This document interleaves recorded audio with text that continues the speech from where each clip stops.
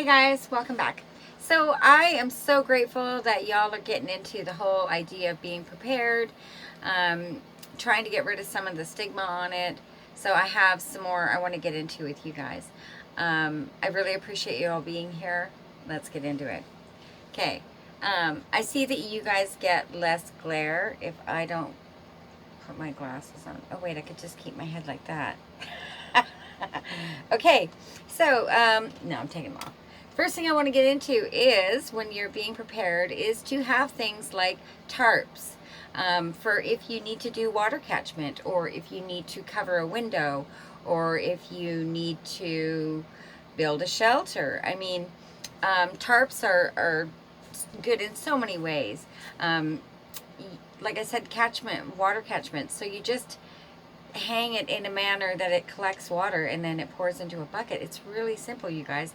But if you have all these things, you're going to be prepared. If you don't have them, then this is all out the window.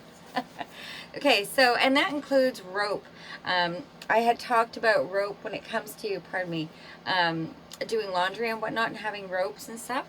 But ropes are good for so many ways. You might need to climb out a window. You might need to tie up a tree. You might need to put a tripwire somewhere.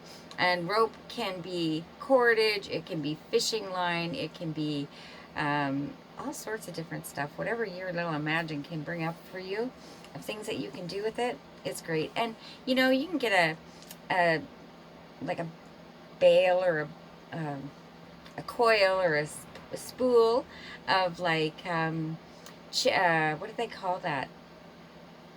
I can't remember. Anyways, I'll come back to it. I'll remember. Don't worry. Okay, so socks and underwear, you guys.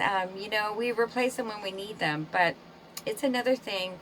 You have to remember if there's an emergency happening, you're going to be on your feet a lot more. You're going to be doing a lot more stuff, inside, outside, running around. So having extra footwear, like boots, a pair of boots, even if you don't wear boots, having a pair of boots in the closet for if you need them is really important. And lots of socks and like insoles for your boots to keep your feet warm and to provide comfort. You know, be very grateful for your feet, your ability to walk, your ability to move, and protect those things by taking care of them. So, you know, having a thing of maybe foot powder, some cream, some socks, you know, stuff like that. Corn pads if you need them. All sorts of stuff you can throw in a bucket just to be more comfortable, right? And be more prepared. So yeah, and underwear too. You know, there's a lot of things that we can make, and socks and underwear are tricky ones. They're not as easy to make.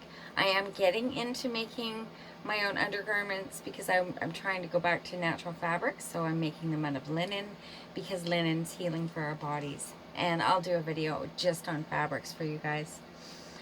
Okay, another one is learn to sew. As I was just saying, learn to sew for so many different reasons. Not just your clothes or replacing a button or whatever, but if you've only got one jacket and it rips, having the ability to sew that is key. And you can use things like fishing line to sew outdoor jackets so that they will be waterproof and last a lot longer.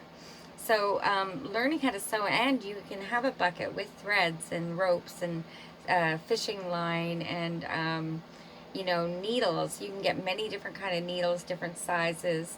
The ones for leather are kind of like curved. It's a bigger needle. It's safer. Having, you know, a pin cushion, some scissors, maybe a tape measure, and just get into the basics, you know, of how to do these things. And it can be looked at as a service. You can help other people with it. It's just another skill set that I think a lot of people have let go. So sewing, and again, you know, your bucket, if you got a bunch of buttons, you can pick them up at thrift stores.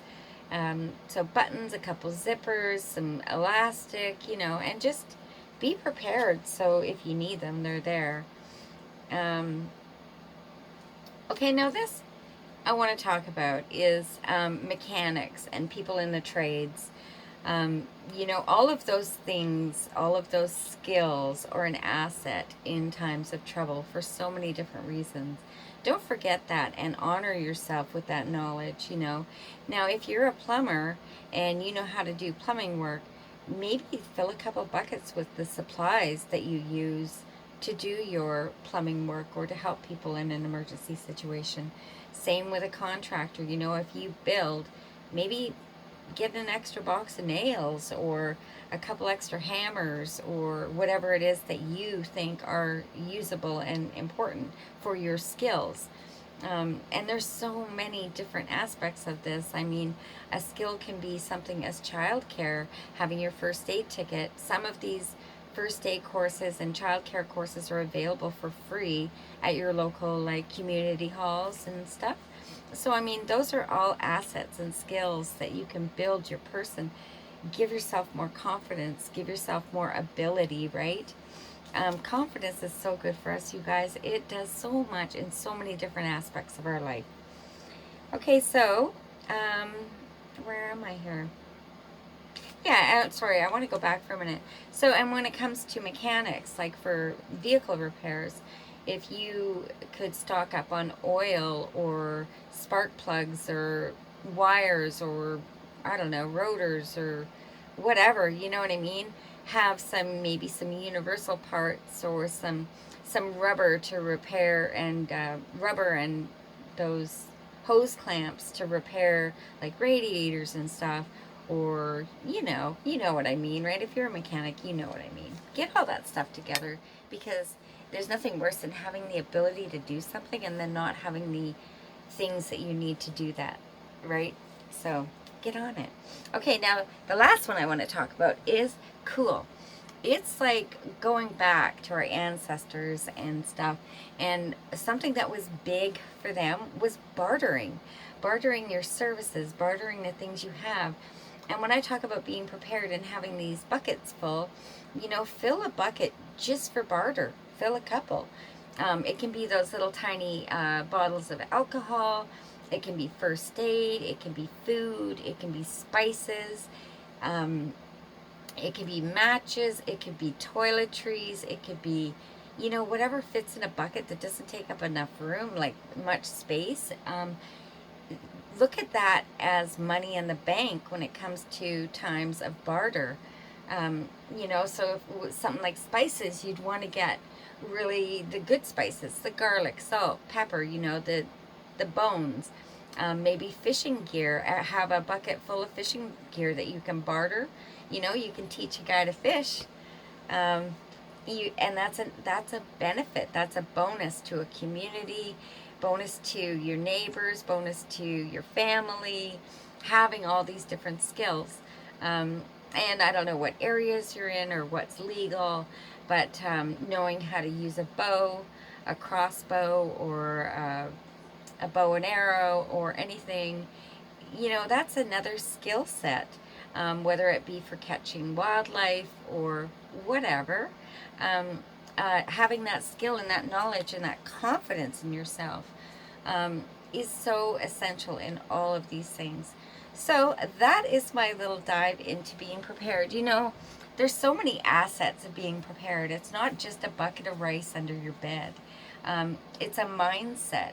You want to, you know, things like if you have children, have a bucket of things that will keep them occupied.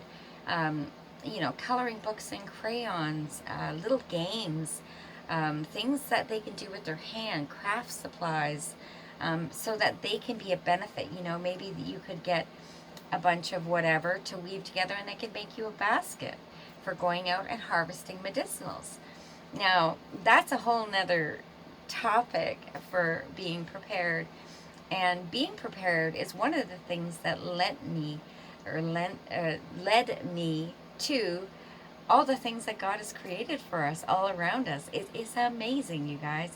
So that is it for today. I thank you so much for coming by my channel.